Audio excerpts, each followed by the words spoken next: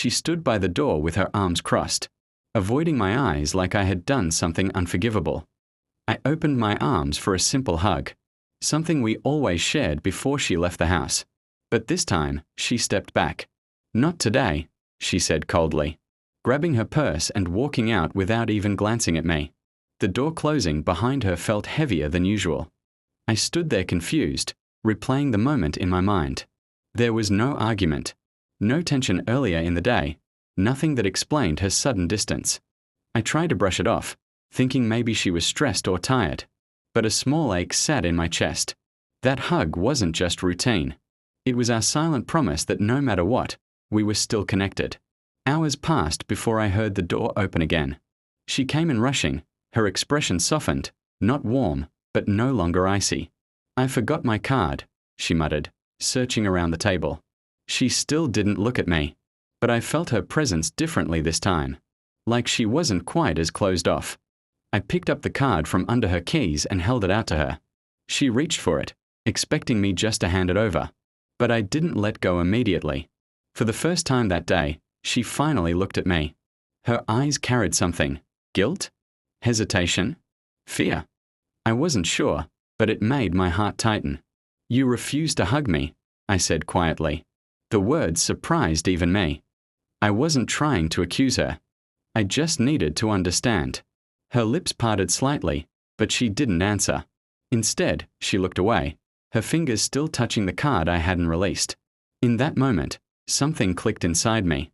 If she didn't want to hug me earlier, maybe she needed me to try again, not for comfort, but to show her I wasn't giving up on us. So, instead of pulling the card away or arguing, I stepped closer, slowly, giving her the chance to step back if she wanted. She didn't move. I gently took her free hand and placed the card into it. Then I whispered, "If you don't want a hug, that's okay. But I'm still here." My voice was steady, but inside, I was holding my breath, unsure how she would react.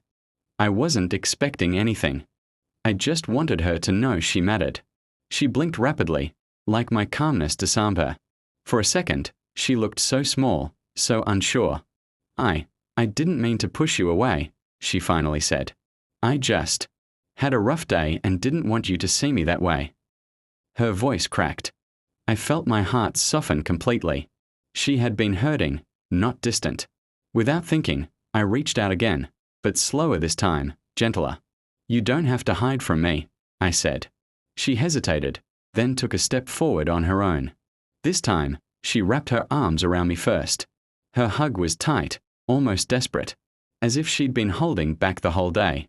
I didn't ask questions, and she didn't explain further. We just stood there in the quiet, holding each other, letting the tension melt away. When she finally pulled back, she wiped her eyes and managed a small smile. "Thank you for not getting mad," she whispered. I smiled back and brushed a stray hair from her face. "Thank you for coming back," I replied. She squeezed my hand, clutching the card she had come home for. But now, it felt like she had returned for something else too, something far more important. And in that quiet moment, I realized that what I did next wasn't just a surprise to her. It surprised me too. I had chosen patience, love, and understanding when it mattered most.